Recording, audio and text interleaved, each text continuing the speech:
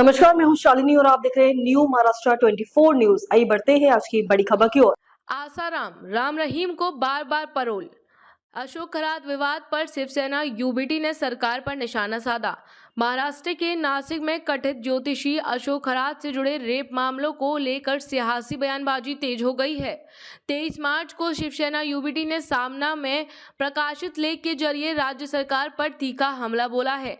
इस लेख में मंत्रियों और नेताओं पर अंधविश्वास को बढ़ावा देने के आरोप लगाए गए हैं। लेख में खानदेश की बहिड़ा बाई चौधरी का उदाहरण देते हुए कहा गया कि बिना औपचारिक शिक्षा के भी उन्होंने जीवन का गहरा दर्शन दिया।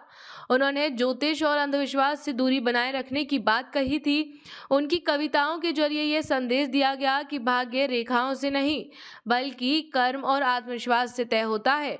लेख में तंज सकते हुए लिखा गया कि देवेंद्र फडणवीस मंत्रिमंडल के अधिकांश मंत्रियों और विधायकों को खानदेश की बहिड़ा बाई चौधरी का नाम शायद ही पता हो।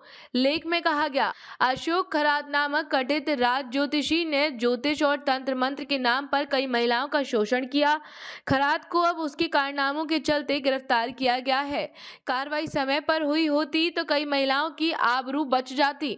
उसने क्या पाखंड किया है ये जांच में सिद्ध होगा, लेकिन ज्योतिष, अघोरी, धार्मिक अनुष्ठान, भविष्य आदि के नाम पर उसने कई महिलाओं का शोषण किया, जो भयानक है। वहीं लेख में निशाना साधते हुए कहा गया कि राज्य मंत्रिमंडल के रसूखदार लोग खरात के दरबार में हाजिरी लगा रहे। मुख्यमंत्री, उप मुख्यमंत्री, राज्य महिला आयोग की अध्यक्षता उसमें शामिल है।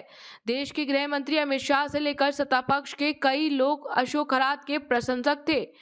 संपादकीय में आरोप लगाया गया कि इसमें मुख्यमंत्री, उप मुख्यमंत्री और राज्य महिला आयोग की अध्यक्ष तक का नाम जोड़ा गया। लेख में यह भी कहा गया कि केवल अकेले राज्य महिला आयोग की अध्यक्ष रूपाली चाकड़वार का इस्तीफा लेकर मामला दबाया नहीं जा सकता। महाराष्ट्र और कुल मिलाकर देश में ही अंधविश्वास का उथला कोलाहल जारी है और यह सब हिंदुत्व के नाम पर चलाया जा रहा है। खबरों में अब तक के लिए बस इतना ही। फिर होगी आपसे मुलाकात, तब तक के लिए नमस्कार और देखते रहिए न्यू महाराष्ट्र 24 न्यूज। ऐसे ही लेटेस्ट अपडेट पाने के लिए हमारे चैनल को सब्सक्राइब करें और तुरंत नोटिफिकेशन पाने के लिए बेल आइकन दबाना न भूलें। यदि आप हमें फेसबुक या इंस्टा के माध्यम से देख रहे हैं तो हमारे पेज को फॉलो जरूर करें। धन्यवाद।